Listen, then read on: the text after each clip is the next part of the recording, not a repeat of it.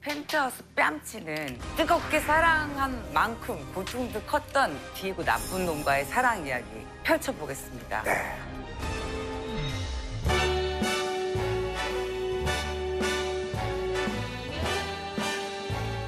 프리다 칼로는 디에고를 위해서 자기의 화가의 삶도 포기하고 야. 남편 내조를 위해서 미국까지 따라다니고 난리를 쳤는데 근데 디에고는 모델, 다른 여자들이랑 바람 피는 장면을 뒤에서 맨날 묵묵히 지켜보기만 하고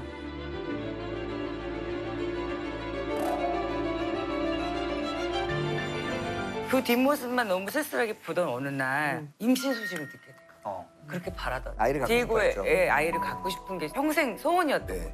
근데 의사가 당신은 장애를 갖고 있기 때문에 임신하는 게 위험할 수가 있습니다라는 말을 들었지만 끝끝내 포기하지 않고 아기를 낳으려다가 유산을 하게 됐죠.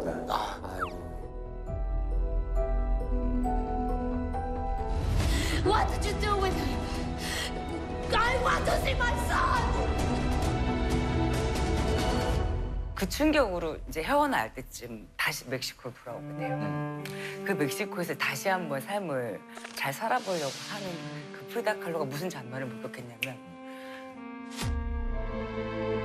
가장 자기가 사랑하는 여동생, 자기 아픈 몸을 조금 보여주기 위해서 자기네 집에 와 있던 여동생이랑 친동생. 한 침대에서 뒹구는 걸 보게 된 거지. 근데 그런 프리다 칼로한테 위안을 해주는 게 아니라 난 한 사람으로 만족하긴 힘들어 프리다. 미친 놈 아니야? 야, 그럼 너무하네. 그 다음부터 프리다 칼로는 고통에 미쳐서 그림만 그리게 돼. 그리고 그녀는 이렇게 말해. 모두들 말하겠지. 내가 불쌍한 미친 여자라고. 그래도 난 나의 세계를 만들어보고. 그래서 나는 이제 디에고 리베라가 옆에 있는 게 아니라 내 자신을 위해서 살겠어. 이혼 통지서가 이제 통과가 되는 그 마지막 날 이 그림을 완성해. 고통을 이겨내면서 화가로서 성공하는 그런 그림입니다. 진정한 자기를 찾는 그렇지. 그런 계기가 되는 그림이죠. 아, 진짜 시작이죠.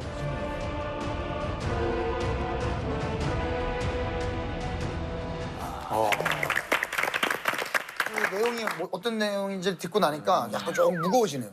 사실 심지어 이때 그 프리다 칼로는 어떤 상태냐면 자기 여동생과 남편이 바람을 핀 것도 단순한 게 아닌데 그 여동생은 이를테면 어릴 때부터 자기하고 굉장히 많은 걸 공유했을 뿐만 아니라 소아마비 또는 교통사고 때마다 언제나 가장 옆에서 그러니까 그냥 단순하게 간호를 해주는 게 아니라 가장 교류를 많이 하던 자기의 분신과도 같은 여동생과 그렇게 된 너무하다. 그러네요.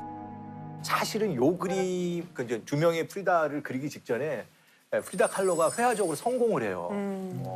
디에고의 여자처럼 보이지만 그 당시에 아마 사교계의 스타적인 모습을 보여주는데 뭐 교우 관계도 엄청 넓어요. 일본계 조각가, 미국에서 활동하던 이사무 노구치, 러시아에서 망명온 트로츠키가 엄청 유명한 러시아의 혁명가인데 그 사람이 프리다 칼로 집에 머물고 있었던 거예요. 그러니까 친화적인 사람이고. 굉장히 친화적인 사람이에요. 그러니까 본인은 그렇게 몸이 힘들고 그랬지만 사람들을 또 즐겁게 하고 얘기하는 걸 굉장히 좀 잘했던 것 같은데 그때 또 프랑스의 초현실주의 문화예술 운동의 교주라고 할 수 있는 앙드레 브레통이 와서 또 이 사람의 그림을 보고 이거는 여기 있을 그림이 아니라 프랑스에 있어야 될 그림이라고 또 얘기를 하는 거예요.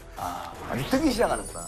엄청 뜨는 거예요. 약간 이게 그런 개인사도 있지만 또 어떻게 보면 자기가 이제 완전히 화가로 진입해가는 과정도 있었던 거예요. 그래서 사실은 이 부부초상화에서의 그 건너편 남쪽에다 누구를 그리면 다시 자기를 그리거든요. 그래서 두 명의 프리다인데 사실은 지금 오른쪽은 멕시코 전통 의상을 입고 있고요. 근데 그거는 정말 디에고가 굉장히 좋아했던 그 의상이고 우리 로미 씨가 오늘 그 입고 온 의상과 비슷한 거는 서구식 아마 빅토리아 때 기시 높은 저런 옷을 입고 있는 거는 서구적인 저런 걸 보여주는 것인데요. 프리다가 혼혈이에요. 아버지가 독일계 사람이고 엄마는 또 멕시코 전통 사람이에요. 그래서 이 양쪽에 약간 보면 피부색도 다릅니다. 그래서 두 개의 정체성에 대해서 고민하는 것 이런 것들을 그 그림 속에다 담아내는데요.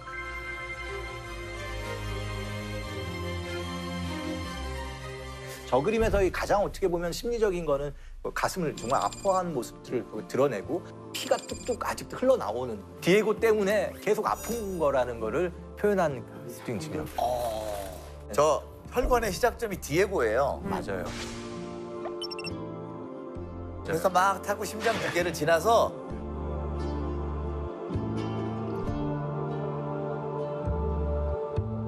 여기에 저는 저 가위가 있는 부분이 너무 이상적인데요.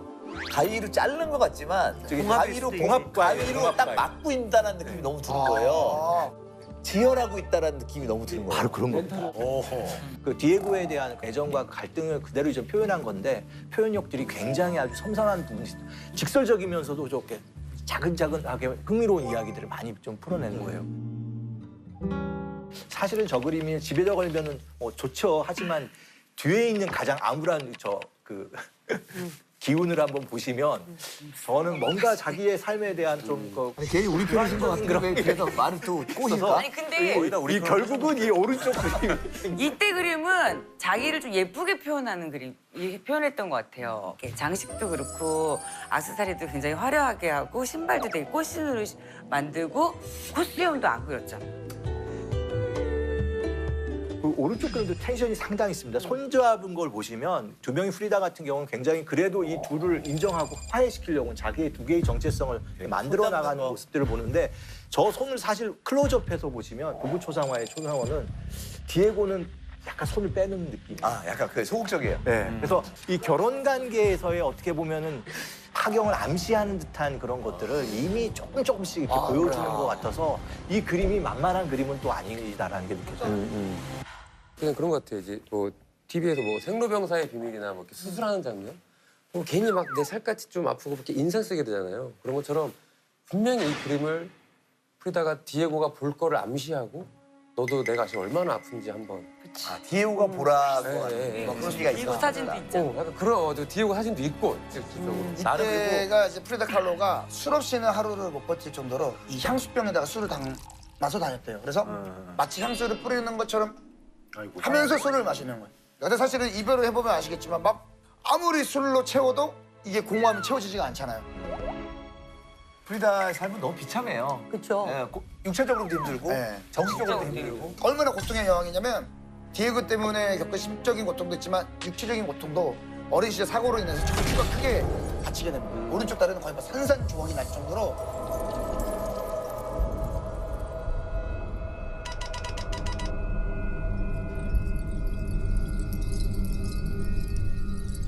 그러니까 7번의 척추 수술 이게 말만 7번이 엄청난 거고.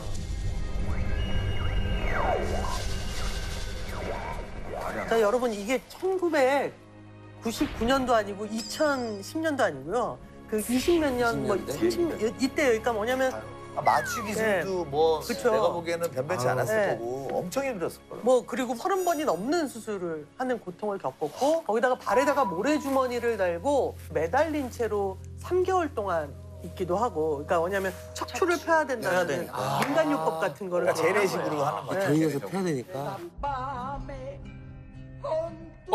이건 굉장히 좀 너무 유명한 아프고 그림이죠. 입안에도 아프고. 자기 척추. 네, 부서진 기둥이라는 이 작품은 평생 부서진 척추로 강철 코르hit이라는 감옥 속에서 살고 있는 자기 자신의 마음. 그래서 결국 그것이 내 척추에만 있는 게 아니라 내 심장을 찌르고 내 정신을 찌르고 있다라는 근데 식으로. 이거 온몸에 뭐 이게 못이 박혀 있는 건가요? 네. 저 고통을 저렇게 표현한 거죠. 근데 진짜 직관적이네요. 네. 직관적으로 그냥 탁 표현하는데 강렬합니다. 그 느껴져요. 맞아요. 그러니까 그런 민간요법을 쓰면서 그래서 끝내 그녀가 이제 조금씩 걷기도 하고 보조 장치를 갖고 하지만 그게 덜 아픈 건 아니잖아요. 걸을 수 있게 되었다는 게. 그리고 3번의 유산을 했어요. 또 프리다 칼로는. 이 작품 헨리포드 병원은 그녀가 이제 유산을 한 이후에 미국의 병원에 입원을 해서 이제 정말 모든 걸 포기하고 있을 때 디에고가 준 물감으로 그린 그림이에요. 저는 오늘 이 그림은 처음 봤거든요. 근데 굉장히 지금 심장이 약간 떨릴 정도로 슬프고 고통스럽고 그러네요.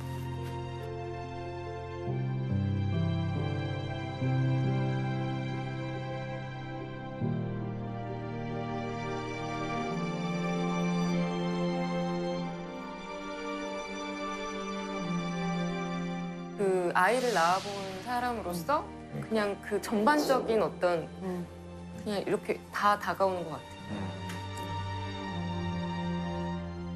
아이가 이제 남자인데 디에고를 향한 어떤 마음이 이 자기의 유산한 아이를 이제 남자로 묘사를 한 거죠. 디에고를 자기 아들처럼도 표현하잖아요. 그림 다른 그림에서도 보면은 자기 정말 분신을 낳고 싶어했던 거. 디에고가 나를 멀리 떠나가고 있는 것 같지만 난 또 다른 디에고를 갖고 싶어하는 뭔가 뭔가 그런 마음이 아니었을까. 아이가 그 둘의 관계를 완벽하게 해줄 거라고 좀 믿고 싶었던 것 같아요.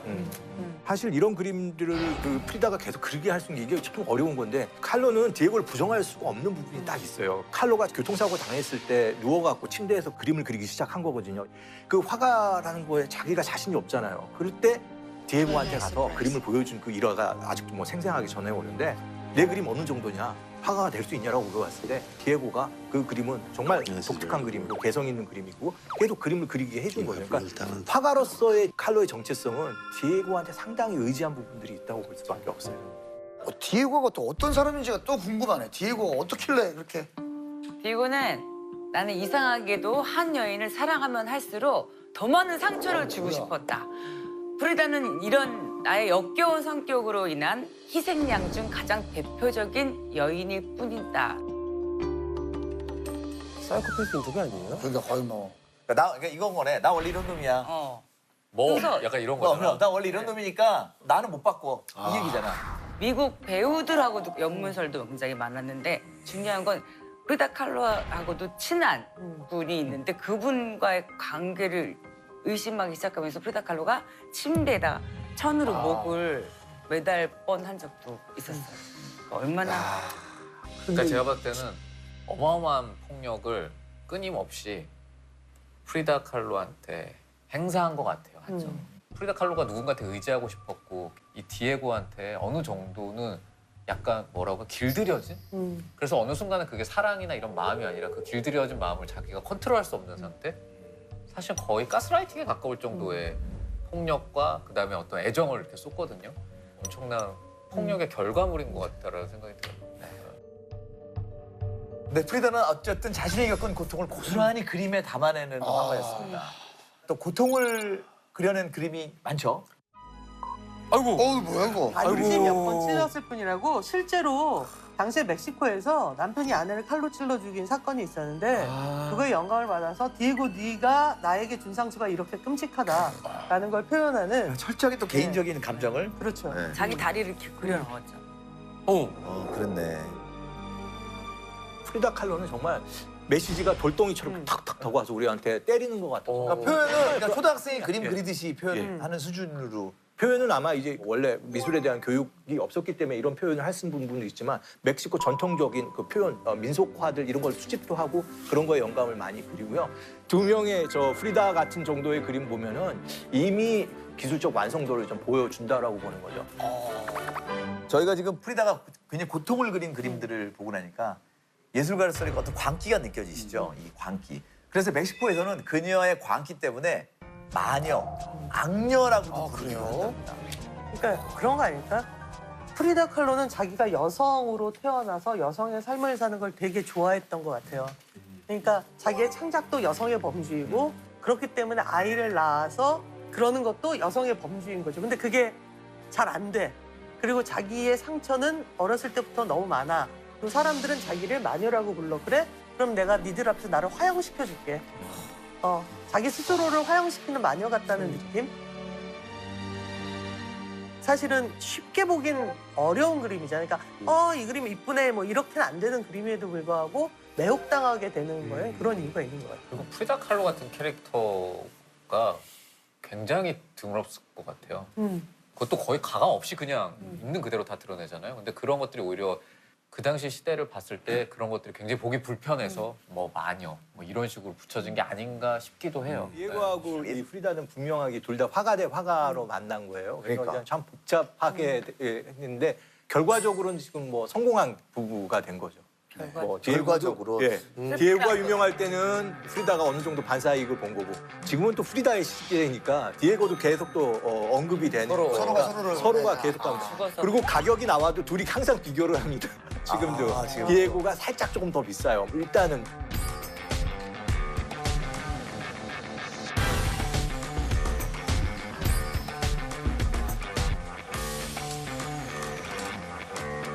근데 지금 저는 대단한 게 지금은 이 세상에 없는 두 사람이지만 지금도 이 두 사람은 부부로서 계속 활동하고 있는 거라는 거의 그렇죠.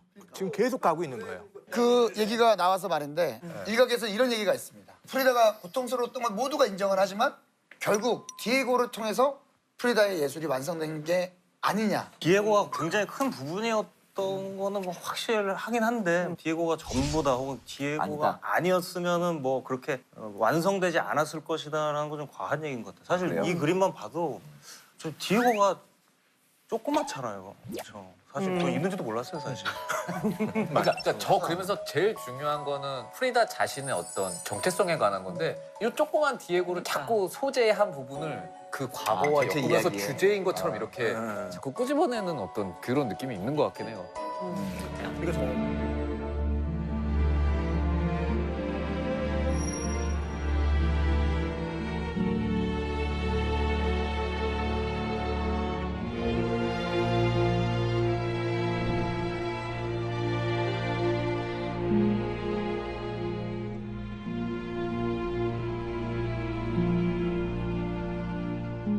프리다와 디에고는 운명적인 사랑 어떻게 되나요? 디에고 입장에서도 이 프리다는 굉장히 소중한 사람이었고 정말 대체 불가능한 여인으로 생각을 했고 그래서 결국은 이혼을 했다가도 1년 만에 다시 재결합을 했다고 알고 있는데 그게 사실은 결국 그 두 사람의 관계를 모두 얘기를 한다라고 생각해요. 근데 뭔가 계약서를 뭐 써가지고 서로 뭐 각자 자유연애가 또 가능한다는 자유연애. 네, 전제 하에서 결혼을 한다고 이렇게 했다고 하는데 써요. 저 같으면 사실 그런 관계를 할 수 있을까? 저는 솔직히 못할 것 같거든요. 그러니까. 어떻게 생각하세요? 계약서 자체가 이제 소울메이트라는 걸 입증해 주는 거죠. 내용을 보면은 자유연애 허용, 그다음에 경제적인 독립, 그리고 다른 공간에서 살 거. 오히려 재결합을 한 후에 자유와 독립성을 얻게 되는, 그리고 집도 독립적인 두 개의 건물로 나눠서 다리로 연결을 해. 서로 보기 싫었다는 그 다리를 들어 올렸다라는 거예요. 그 다리를. 이렇게 되는 부부의 유대감이 점점 더 강해지고 마음이 더 평안해지는 그런 사이. 그러니까 이런 거네. 당신이 있어야 된다는 건 인정, 서로. 인정이에요. 완전히 인정. 근데 각자 가지고 있는 기질들은 그것도 인정해주자. 그러니까 없으면 안 된다는 건 서로 인정하는 게 되는 관계인 것 같아요. 그죠? 그러니까 어떻게 보면 되게 이상적이네. 근데 불가능하지. 디에고 입장에서도 동료이자 자기 작품 세계를 이해하는 사람이고 프리다도 마찬가지였고 그래서 두 사람의 관계는 단순한 부부를 넘는 그런 어떻게 보면 뭐 정치적인 동지이자 작업에 서로 약간 기대고 있는 면들이 있다고 볼 수밖에 없어요. 디에고는 프리다가 죽기 직전에 전시도 열어준다고 들었어요. 나중에는 건강이 너무 악화돼가지고 그냥 그 집에서 침대에만 누워 있어야 되는 그런 신세가 됐잖아요. 근데 그 상황에서 디에고가 전시를 열어줬는데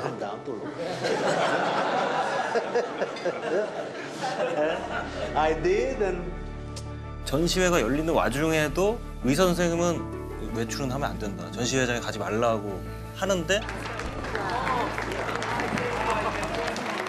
침대 자체를 옮겨가지고 전시회장을 가더라고요. 연락처로고.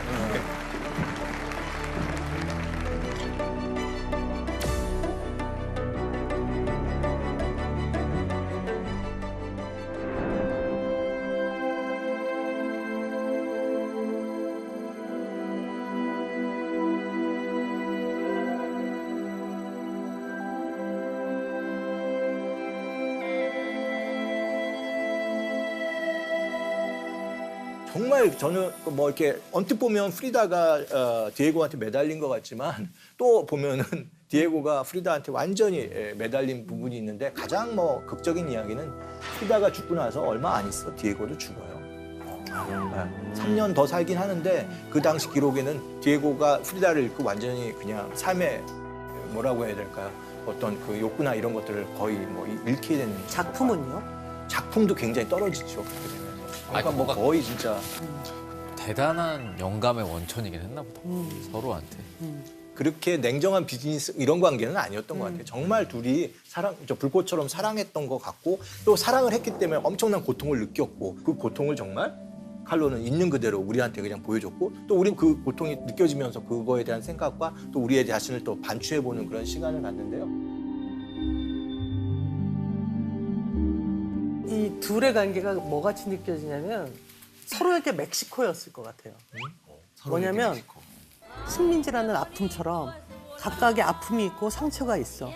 근데 너무 열정적으로 예술을 하고 열정적으로 그 상처를 극복해. 그리고 때로는 자기의 조국 멕시코처럼 게으르고 음흉하고 욕망덩어리야. 근데 둘은 남녀잖아. 그러니까 동지로서 결합을 할 수 있는 어떤 조건으로 우리가 영원히 갈 수 있을까? 아, 상처를 받는 어떤 사적인 영역을 컨트롤을 하면 가능하지 않을까? 라고 선택한 어떤 게 이 기이한 그 계약 결혼이 된 건 아닐까. Me vuelve más lenta, me da de comer. Me agarra la bruja, me lleva al cerrito, me siente en sus piernas, me da de besar. Ay, dígame usted, cuántas criaturaciones de chuparme usted. Y grandes están difícilmente detenidos, parados sobre las patas de atrás. Sus hombros infantiles, angostos y redondos terminan en unas manos maravillosas, pequeñas y de fino dibujo, sensibles y sutiles como antenas que comunican con el universo entero. Su cintura es asiática, sobre la que nace un pelo oscuro, tan delgado y fino. Es asombroso que esas manos hayan servido para pintar tanto y trabajen todavía infatigablemente. 거의 뭐 찬양을 하네요. 리스펙 있네. 근데 목소리 들으니까 또 막 되게 묘하다. 그치? 처음 들었지? 그렇겠죠.